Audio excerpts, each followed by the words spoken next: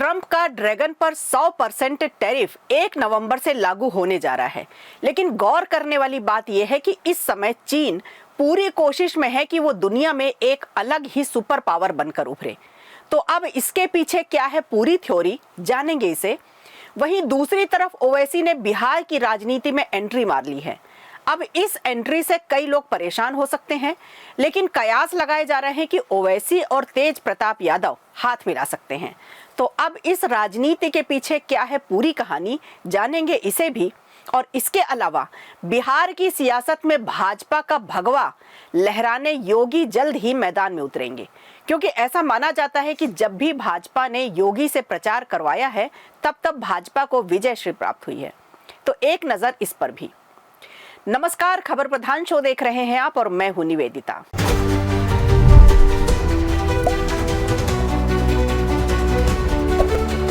अमेरिकी राष्ट्रपति Donald Trump ने चीन पर 100% नया टैरिफ लगाने का ऐलान किया है। ये फैसला सिर्फ एक व्यापारिक कदम नहीं, बल्कि आने वाले दिनों में ग्लोबल ट्रेड वार की वापसी का संकेत हो सकता है। ट्रंप ने शुक्रवार को घोषणा की कि चीन से अमेरिका आने वाले सभी सामानों पर अब 1 नवंबर से 100% टैरिफ लगाया जाएगा। यानी पहले से लग रहे 30% टैक्स के साथ अब कुल टैरिफ 130% हो जाएगा। सिर्फ इतना ही नहीं, ट्रंप ने सभी अहम सॉफ्टवेयर एक्सपोर्ट्स पर कंट्रोल करने की भी बात कही है। यानी अमेरिका से चीन जाने वाले हाईटेक प्रोडक्ट्स पर भी सख्ती बढ़ेगी। दरअसल ये पूरा मामला शुरू हुआ 9 अक्टूबर से, जब चीन ने अपने 5 और रेयर अर्थ मटेरियल्स पर एक्सपोर्ट बैन लगा दिया। इनमें होल्मियम, एर्बियम, थुलियम, यूरोपियम और यटरबियम जैसे धातु शामिल हैं। अब चीन 17 में से 12 रेयर अर्थ मटेरियल्स को नियंत्रित कर चुका है। याद रखिए, यही वो धातुएं हैं जिनसे बनते हैं मोबाइल, इलेक्ट्रिक व्हीकल्स और डिफेंस टेक्नोलॉजी के अहम पार्ट्स। यानी अगर चीन ने इन्हें रोक दिया तो अमेरिका ही नहीं बल्कि पूरी दुनिया की सप्लाई चेन हिल सकती है। ट्रंप ने अपने social media platform truth social पर लिखा कि चीन बहुत आक्रामक हो गया है। वो electronics, computer chips, jet engine और तकनीकी धातुओं तक पहुंचकर सीमित कर रहा है। उन्होंने कहा कि चीन का ये कदम नैतिक रूप से शर्मनाक है और इससे दुनिया के लगभग हर देश को परेशानी होगी। ट्रंप ने आगे कहा कि अब उन्हें APEC समिट में शी जिनपिंग से मिलने की कोई वजह नहीं दिखती। यानी दोनों देशों के रिश्ते फिर से खटाई में पड़ गए हैं। अब आपको याद दिला दें कि यही ट्रेड वॉर है जो ट्रंप के पिछले कार्यकाल में दुनिया को झकझोर चुका था, जब उन्होंने चीनी वस्तुओं पर 145% टैरिफ लगाया था और जवाब में चीन ने 125% इंपोर्ट टैक्स थोप दिया था। बातचीत के बाद दोनों देशों ने टैक्स कम कर 30% और 10% कर दिए थे। लेकिन अब इस नए 100% टैरिफ के साथ वो सारी राहत खत्म हो सकती है और वैश्विक व्यापार फिर संकट में आ सकता है। इस ऐलान का असर तुरंत अमेरिकी बाजारों में दिखा। S&P 500 इंडेक्स में 2.7% की गिरावट, डाउ जोन्स करीब 878 अंक यानी 1.9% नीचे बंद हुआ, जबकि नेस्डैक्स कंपोजिट में 3.6% की भारी गिरावट आई। एनवीडिया और एप्पल जैसी दिग्गज टेक कंपनियों के शेयर भी धड़ाम हो गए। यानी ट्रंप का एक ट्वीट और वॉल स्ट्रीट हिल गया। अब सवाल यह है कि इसका असर बाकी देशों पर क्या होगा। तो विशेषज्ञों का मानना है कि इलेक्ट्रॉनिक उत्पादों की कीमतें बढ़ेंगी, EV और टेक कंपनियों की सप्लाई चेन टूट सकती है और दुनिया के छोटे देशों की अर्थव्यवस्था पर दबाव बढ़ेगा। कई देश पहले ही वॉशिंगटन से संपर्क कर चुके हैं, जो चीन के इस नए कदम से नाराज हैं। तो अब सवाल बड़ा है कि क्या ट्रंप का ये फैसला चीन को झुका देगा या फिर दुनिया एक और ट्रेड वॉर में फंस जाएगी। आपको क्या लगता है कि ये ट्रंप की साहसिक रणनीति है या खतरनाक दांव?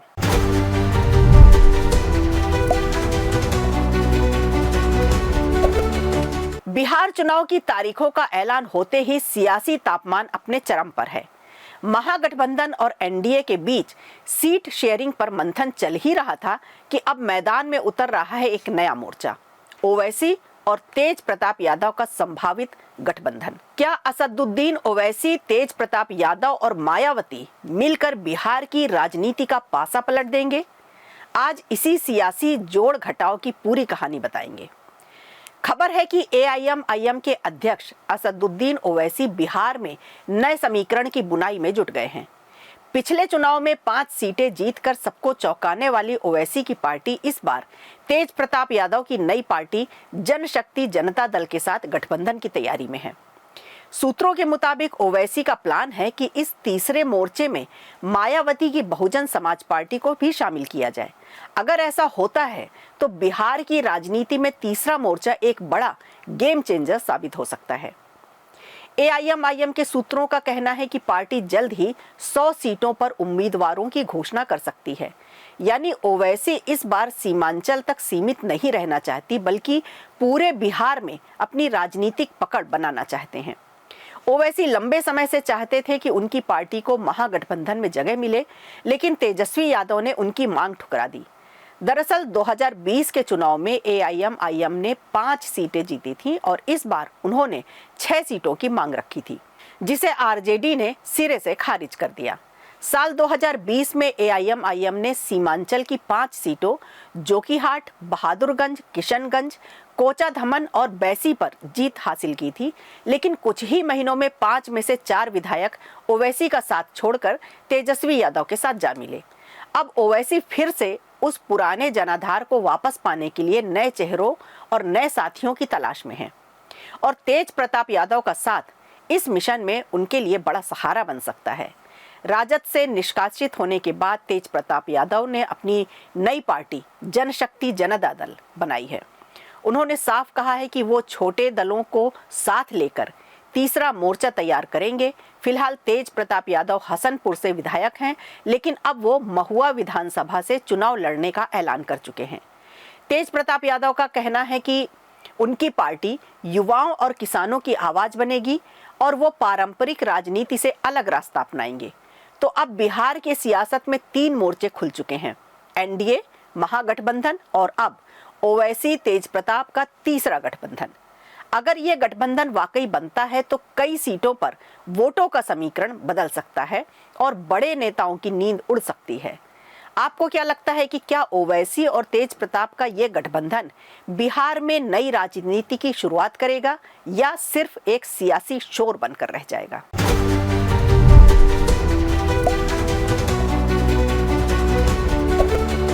चलिए अब बात करते हैं कि कैसे योगी का बिहार दौरा गेम चेंजर साबित हो सकता है।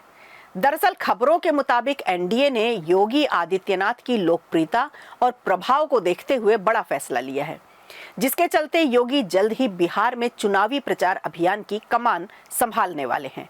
एनडीए गठबंधन के उम्मीदवारों की ओर से लगातार ये मांग उठ रही थी कि बिहार चुनाव में योगी आदित्यनाथ को स्टार प्रचारक बनाया जाए। अब खबर है कि योगी अक्टूबर के तीसरे सप्ताह से बिहार में प्रचार अभियान शुरू करेंगे। खबरों की माने तो योगी आदित्यनाथ 20 से ज्यादा चुनावी रैलियां करेंगे, जिसमें बिहार के मध्य और उत्तरी जिले शामिल होंगे। बिहार और उत्तर प्रदेश दोनों पड़ोसी राज्य हैं। दोनों की संस्कृति, भाषा, परंपराएं काफी हद तक एक जैसी हैं। इसलिए बिहार में भी योगी आदित्यनाथ की लोकप्रियता काफी मजबूत मानी जाती है। बीजेपी इस जन समर्थन को वोट में बदलने की रणनीति पर काम कर रही है। पार्टी को भरोसा है कि योगी की हिंदुत्व और सख्त शासन की छवि एनडीए के वोट बैंक को मजबूत करेगी, खास तौर पर मिथिलांचल और उत्तरी बिहार के जिलों में। मिथिलांचल के क्षेत्र जैसे सीतामढ़ी और पुनौरा माता जानकी की जन्मभूमि के रूप में प्रसिद्ध है। यहाँ अवध और मिथिला का सांस्कृतिक रिश्ता सदियों पुराना है। ऐसे में जब योगी आदित्यनाथ इन क्षेत्रों में रैलियां करेंगे तो उनकी धार्मिक छवि और आक्रामक भाषण शैली सीधे भावनात्मक जुड़ाव पैदा कर सकती है। पार्टी को उम्मीद है कि इससे एनडीए को सीधा चुनावी लाभ मिलेगा और सूत्रों की माने तो बिहार में योगी आदित्यनाथ की रैलियों की रूपरेखा तैयार कर ली गई है। बस औपचारिक ऐलान बाकी है। वो अक्टूबर के तीसरे हफ्ते से मैदान में उतरेंगे और 6 और 11 नवंबर को होने वाले मतदान से पहले लगातार सभाएं और रोड शो करेंगे। एनडीए को भरोसा है कि योगी की ओजस्वी वाणी और कड़ा प्रशासनिक चेहरा जनता को प्रभावित करेगा, ठीक वैसे ही जैसे उन्होंने उत्तर प्रदेश में मजबूत जनाधार बनाया। फिलहाल योगी आदित्यनाथ की छवि एक सख्त प्रशासक और हिंदुत्व के प्रतीक की है। वो अपने भाषणों और मजबूत निर्णयों के लिए माने जाते हैं। एनडीए का मानना है कि उनकी मौजूदगी से बिहार के मतदाताओं में ऊर्जा और जोश भरेगा। साथ ही योगी को उत्तर प्रदेश का विकास पुरुष भी कहा जाता है और एनडीए इस छवि को बिहार में वोटों में बदलने की पूरी कोशिश में है। तो अब देखना दिलचस्प होगा कि क्या बिहार की राजनीति में योगी आदित्यनाथ का करिश्मा चलेगा। क्या उनकी 20 रैलियां एनडीए को जीत का रास्ता दिखाई पाएंगी या फिर नहीं। खबर प्रधान शो में आज के लिए इतना ही। दीजिए इजाजत। नमस्कार। वीडियो अच्छा लगा हो तो लाइक कीजिए, शेयर कीजिए और कमेंट बॉक्स में हमें जरूर बताइए।